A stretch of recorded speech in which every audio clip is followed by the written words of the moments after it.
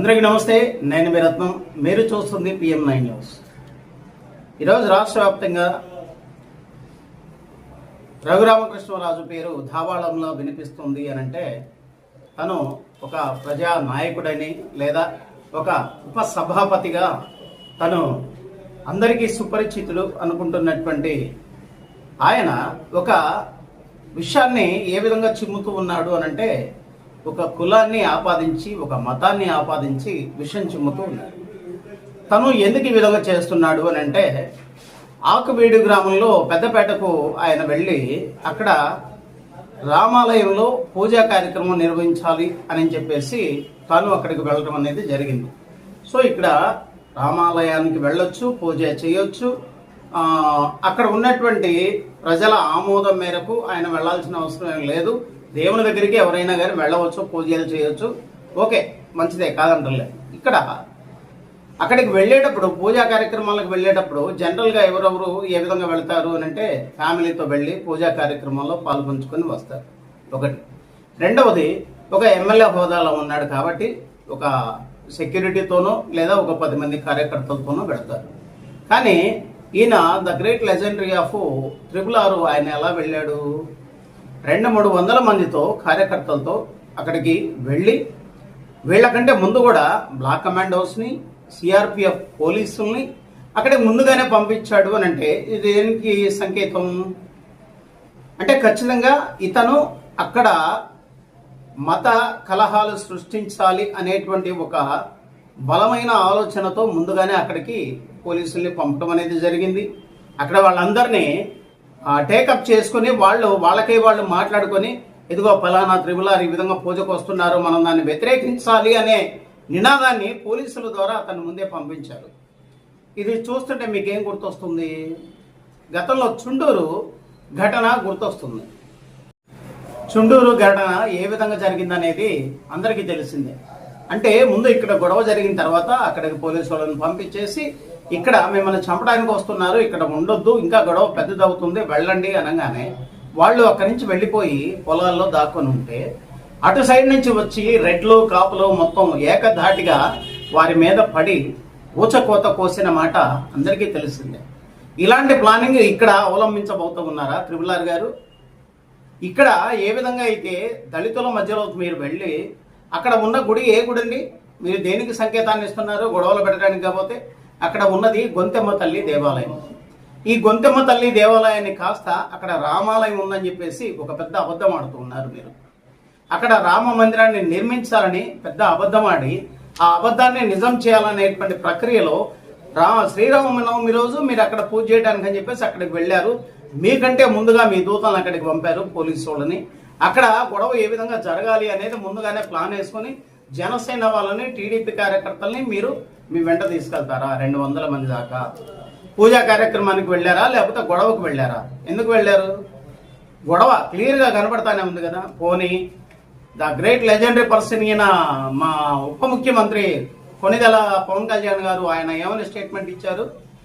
రఘురామకృష్ణరాజు గారి మీద దాడి ఖండిస్తున్నా అని చెప్పేసి అని అన్నారే. దాడి చేశారా మీ మీద? పూజా కార్యక్రమం అయిపోగానే మీరు పోలీసు వాళ్ళ ఆధీనంలో నుంచి మీ వెహికల్లో ఎక్కి అక్కడి నుంచి వెళ్ళిపోయిన తర్వాత 20 నిమిషాల తర్వాత మీ అనుంగ్యులు ఎవరైతే వచ్చారో వాళ్ళు అక్కడ గొడవ పెట్టుకుని ఇరువురికి మధ్య గొడవలు జరిగాయి, కొట్లాట జరిగాయి అని ప్రతి ఒక్క స్టేట్మెంట్ మీ స్ట్రీమింగ్ ఛానల్స్లో ఏబిఎన్ ఆంధ్రజ్యోతి కానివ్వండి, ఈటీవీ కానివ్వండి, వీటన్నిటిలో వచ్చింది కదా. మీ మీద దాడి ఏ విధంగా జరిగింది? దీన్ని ఏ విధంగా చూసుకోకుండా ఆయన ఉప ముఖ్యమంత్రి కొణిదెల పవన్ కళ్యాణ్ గారు ఈ విధంగా మాట్లాడుతూ ఉన్నారు, స్టేట్మెంట్లు ఇస్తూ ఉన్నారు. ఆయనకు జరిగిందా? మీ ఏరియాలో, మీ నియోజకవర్గంలో, పిఠాపురంలో మాల కమ్యూనిటీకి చెందిన వారిని ఎంత హింసించారు? అప్పుడు ఏమైపోయారు? అప్పుడు ఖండించలేకపోయారు. గ్రామ బహిష్కరణ చేశారు మల్లం గ్రామంలో, దాన్ని పట్టించుకోలేదు. అక్కడ మీరు బయటికి రారు. అదే పిఠాపురం నియోజకవర్గంలో స్కూల్లో ఉన్నటువంటి విద్యార్థుల్ని కుల వివక్షత చూపించి అక్కడ ఒక్క మాట కూడా మీరు మాట్లాడలేదు. ఎక్కడికి పోయారు? అప్పుడు ఏ ట్వీట్లు అక్కడ ఎందుకు చేయలేదు పవన్ కళ్యాణ్ గారు? ఇవాళ మీ ఉపసభాపతి ఆయనకు నొప్పి తగలంగానే మీకు గుర్తొచ్చిందా? అక్కడ పోస్ట్ పెడతారా మీరు? కఠిన చర్యలు వాళ్ళ మీద తీసుకోవాలని. ఎవరి మీద తీసుకుంటారు? గొడవ కాజ్యం పోసింది ఎవరు? అక్కడ గొడవలు జరగడానికి గల కారణం ఎవరు? మీ ఉపసభాపతి కాదా? అదైపోయిన తర్వాత అక్కడి నుంచి ఒక ప్లాన్ ప్రకారం అక్కడ ఆయన వెళ్ళిపోయిన తర్వాత గొడవ సృష్టిస్తే దానిలో గొడవలు జరిగిన తర్వాత 58 మంది మీద కేసు పెట్టారు. కానీ నిన్న అక్కడ ఒక ఛానల్ గ్రౌండ్ రిపోర్ట్ తీయటానికి వెళ్ళింది. అదే ప్రశ్న ఛానల్ రావణ్ గారు అక్కడికి వెళ్ళి ఈజ్ అ డేర్ఫుల్ పర్సన్. అక్కడికి వెళ్ళి ఎంతమంది ఆపినా కానీ ఆగకుండా అక్కడికి వెళ్ళి గ్రౌండ్ రిపోర్ట్ తీసి నిజాన్ని బయటకు తీశారు. 200 మంది యువకులను ఆ ఊళ్ళో లేకుండా చేశారు. మీరు పేరుకి 58 మంది మీద కేసు పెట్టారు, కానీ 200 మంది ఆ గ్రామంలో కనబడటం లేదు. ఏం జరిగింది మరి? ఇప్పుడు ఎందుకు ఖండించట్లేదు పవన్ కళ్యాణ్ గారు? ఆయన ఎక్కడ నోరెత్తరు. ఎవరికి ఏదైనా జరిగితే మాత్రం సనాతన ధర్మం అని అనుకుంటా మాత్రం ఊరికొస్తారు. ఇలాంటివన్నీ జరుగుతూ ఉన్నాయి. తర్వాత ఇంకొకటి, వైఎస్ జగన్మోహన్ రెడ్డి గారు, ఇది మీ గురించి. మీకు ఎస్సీలంటే ఎంతో ప్రేమ ఉంది, దళితుల మీద మీకు ఎంతో ఆప్యాయత అనురాగాలు ఉన్నాయని ఎన్నో సభల్లోనూ ప్రసంగాల్లోనూ మీరు చెప్తూ ఉంటారు. ఇంతకు ముందు కూడా ఒక క్రిస్టియన్ దేవాలయానికి వెళ్ళినప్పుడు మీరు ఒక మాట అన్నారు, మా నాన్న వాళ్ళ చెల్లెళ్ళు అంటే మా మేనత్తలు ఎస్సీలను పెళ్లి చేసుకున్నారు, అందుకే వాళ్ళు నాకు మేనమామలు ఎస్సీలు అని చెప్పేసి అన్నారు. మరి ఇప్పుడు ఎక్కడికి పోతున్నారండి మీరు? బొందిమణిగల గ్రామంలో సి రమేష్ మాదిగ అనేటువంటి ఎంఆర్పిఎస్ నాయకుడు అతను హత్యగామింపబడితే అక్కడికి ఎందుకు వెళ్ళలేదు మీరు? దళితుడే కదా, ఎస్సీయే కదా. పిన్నెల్లి గ్రామంలో మందా సాల్మాన్ని చంపేస్తే ఎక్కడికి పోయారు? కనీసం పరామర్శించలేదు మీరు వెళ్ళి ఆ గ్రామానికి వెళ్ళి. కాపులను చంపేశారు, యాదవులను చంపేశారు, ఎస్సీల్లో మాదిగలను చంపేశారు, కొడుతున్నారు, గొడవలు అయితే ఉన్నాయి. కానీ మీరు ఖండించట్లేదు, పోవట్లేదు, కనీసం అక్కడికి పరామర్శించట్లేదు. అదేమనంటే ఓటింగ్ దగ్గరకు వచ్చేసరికి మా మేనత్తలు మేనమామలు ఇళ్ళు గుర్తొస్తారు. ఇదే విడ్డూరం అండి. వాళ్ళ ఓట్లు అయితే మీకు కావాలి, కానీ వాళ్ళ మాన ప్రాణాలు మీకు అవసరం లేదు. అంటే దీన్ని ఏ విధంగా చేయాలనుకుంటున్నారు? మధ్యప్రదేశ్లో ఏ విధంగా అయితే దళితులను వస్తున్నారో ఆ విధంగా చేయాలనా?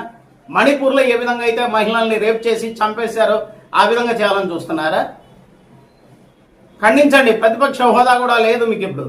ఖచ్చితంగా మీరు ఖండించండి. ఈ విషయంలో మీరే నమ్ముకున్నటువంటి దళితులు, మిమ్మల్నే నమ్ముకున్నటువంటి ఎస్సీలు ఎవరైతే ఉన్నారో వాళ్ళందరూ ఇవాళ అతలాకుతలం అయిపోతున్నారంటే దీని అంతటికి గల కారణం 2014 నుంచి 19 వరకు చంద్రబాబు నాయుడు గారు ఉన్నప్పుడు ఈ వివక్షత లేదు.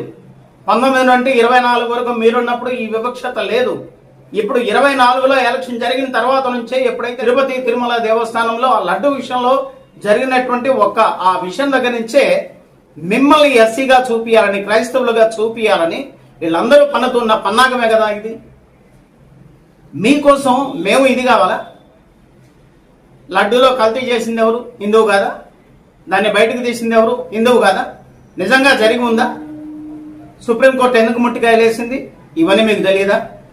ఒక జగన్మోహన్ రెడ్డిని క్రైస్తవుడు అని నిరూపించడానికి మీరు అన్ని కులాలని దిగజారుస్తూ ఉన్నారు.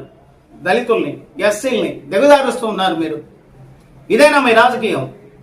ఇటు ఆంధ్రప్రదేశ్లోనూ అటు తెలంగాణలోనూ ఉన్నటువంటి సీట్లు మొత్తం గుర్తు పెట్టుకోండి. ఇక్కడ ఆంధ్రప్రదేశ్లో 1 కోటి మందికి పైన దళితులు ఉన్నారు. తెలంగాణలో 70 లక్షల మందికి పైగా దళితులు ఉన్నారు. వీళ్ళందరూ ఒక తాటి మీదకి వచ్చి మీకు ఓట్లు వేయకపోతే మీ పరిస్థితులను గుర్తు పెట్టుకోండి. బీజేపీ ఎమ్మెల్యేలైనా, కూటమిలో ఉన్న ఎమ్మెల్యేలైనా, వైసీపీ ఎమ్మెల్యేలైనా, జనసేన ఎమ్మెల్యేలైనా కానీ, ఇంక్లూడింగ్ కాంగ్రెస్ పార్టీ ఎవరైనా కానీ దళితులు ఓట్లు వేయకపోతే మీ పరిస్థితులు ఏంటి? దళితుల్ని ఎంతప్పటికీ అనగదొక్కాలనే చూస్తున్నారే కానీ వాళ్ళ ఓట్లు అయితే మీకు కావాలి, వాళ్ళ బ్రతుకులు అయితే మీకు అవసరం లేదు. రఘురామకృష్ణరాజు గారు చేసింది తప్పు అన్న ఒక్క ఎమ్మెల్యే ఇంతవరకు లేడు. సరే, వాళ్ళంటే పక్కన పెడదామండి. డాక్టర్ బిఆర్ అంబేద్కర్ రాసిన రాజ్యాంగాన్ని అందిపుచ్చుకొని దానిలో 29 మంది ఎమ్మెల్యేలు ఉన్నారు, 4 ఎంపీలు ఉన్నారు. మరి ఎక్కడ కూర్చొని వాళ్ళు సర్దిపోదంటున్నారో అర్థం కావట్లేదు. ఒక్కడ మాట్లాడట్లేదు దీని గురించి. మొన్న ఈ మధ్య సుప్రీంకోర్టు, హైకోర్టు ఇచ్చినటువంటి తీర్పును సుప్రీంకోర్టు దాన్ని సపోర్ట్ చేస్తూ మాట్లాడితే అక్కడ దళితులు క్రైస్తవ్యంలోకి ఎవరైతే వెళితే వాళ్ళకి ఎస్సీ హోదా వర్తించదు అనగానే శభాష్, సూపర్, ఈ పోస్టులు మాత్రం పెడతారా ఎమ్మెల్యేలు, దళిత ఎమ్మెల్యేలు అయ్యండి మీరు. సిగ్గుండక్కర్లా కొద్దిగైనా? ముందు నువ్వు వెంట గెలవాలి కదా, నువ్వు రచ్చ గెలవాలి అని అంటే. డాక్టర్ బిఆర్ అంబేద్కర్ రాసిన రాజ్యాంగాన్ని అందిపుచ్చుకొని బ్రతుకుతున్నటువంటి మీరు ప్రతి ఒక్కళ్ళు గుర్తు పెట్టుకోండి.